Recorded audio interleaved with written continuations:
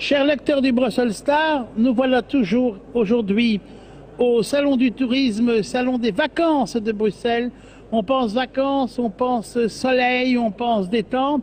Et donc on est en présence d'un des acteurs majeurs qui intéresse les touristes belges, c'est le Maroc, avec Monsieur Jamal Ayad qui nous fait le plaisir de nous recevoir dans son magnifique stand.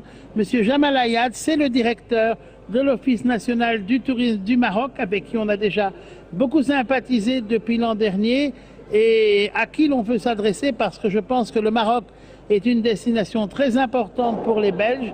Alors, Monsieur Jamal Ayad, bonjour. Oui, bonjour. D'abord, bienvenue et tout le plaisir est pour moi.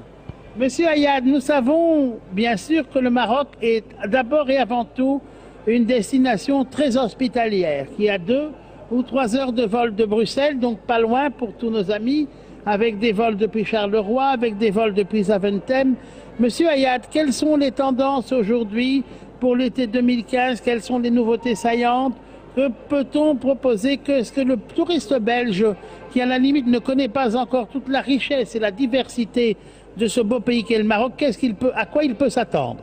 Oui, d'abord je dois dire que la tendance elle est positive, dans la mesure où, si vous permettez, pour faire une comparaison, l'année 2014 s'est très bien terminée pour nous. Nous sommes l'un des très rares pays qui ont terminé avec une progression, pas très grande, mais une petite progression, mais elle est positive. Alors la tendance, c'est que les Belges, je dois dire qu'au Maroc, ils sont chez eux, et ce que nous offrons comme produit, il va du produit culturel en ajoutant le balnéaire et en passant aussi par les produits de niche. Donc, comme vous voyez dans le stand, il y a des sous-stands qui sont réservés à différentes régions où ils peuvent recevoir tous nos amis belges et pour leur donner le maximum des informations. Alors, monsieur le directeur, Marrakech, Fès, Agadir, l'Atlas, Rabat, toute une série de villes et de régions tout à fait différentes, tout à fait agréables. Parlez-nous de cette diversité au Maroc. La diversité, il vient de l'histoire du Maroc. Donc il y a plusieurs dynasties qui se sont succédées sur le trône de ce royaume. Et chaque dynastie qui arrive au pouvoir, elle essaie de faire d'une ville sa puissance comme capitale. Et donc il met tout ce qu'il faut comme monument historique et comme établissement public. Aujourd'hui, le produit le plus recherché par nos amis les Belges, d'abord, pour le côté culturel, ce sont les villes impériales, à savoir Fès, Meknès, Rabat, Marrakech. Il y a le produit balnéaire qui est soit à Agadir et région, soit à Essaouira et région, soit aussi Tanger et région, et Saïdia et région. Puis à côté de ça, on a tout ce qui est produit de sport, le sport comme le trekking, le canonien, le golf, le tennis, les rallyes et dans le désert ou les rallyes pour les piétons ou aussi les rallyes pour les voitures. Comme on a aussi le sport comme chasse, la chasse aussi comme sport et comme produit touristique à mettre en avant.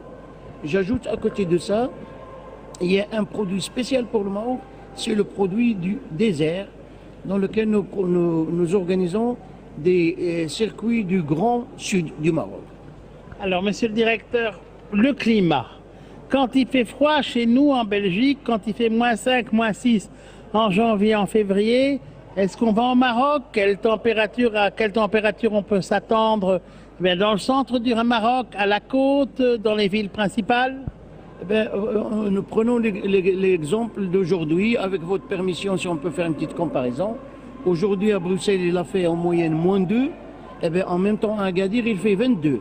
À Marrakech, il fait 18 degrés et à Tanger, il fait 16 degrés. Donc, moi, je schématise pour nous amuser un peu. Quand on fait la comparaison entre le Maroc et la Belgique, quand on part au sud, il faut toujours ajouter 16 degrés et quand on fait la comparaison au nord, il faut toujours ajouter 10 degrés. Monsieur le directeur, pour nos amis gourmands, à quoi peuvent-ils s'attendre au niveau de la gastronomie au Maroc? Comme vous le savez, la gastronomie marocaine, elle est presque classée la première dans le monde. Et la gastronomie, il diffère d'une région à autre parce que tous les peuples qui sont passés par le pays, ils ont laissé leurs traces d'art culinaire. Donc vous pouvez manger au nord comme à Fès Meknès ou à Rabat ou à Marrakech ou à Ouarzazate ou à Agadir ou à Zagoura ou à Dakhla, le même couscous mais d'une manière différente. Pour vous dire, on a pour chaque plat une cinquantaine de façons de faire et de présenter le même plat. Le Maroc est très riche en art culinaire. Alors, il y a le couscous, mais il y a aussi les briques, les poissons, les merguez. Expliquez-nous un peu la gastronomie marocaine. La gastronomie marocaine, il y a le volet couscous semoule qui est très riche. Il y a une cinquantaine de façons de faire le couscous. Mais il y a aussi le tagine. Et là, il y a une centaine de façons de faire le tagine.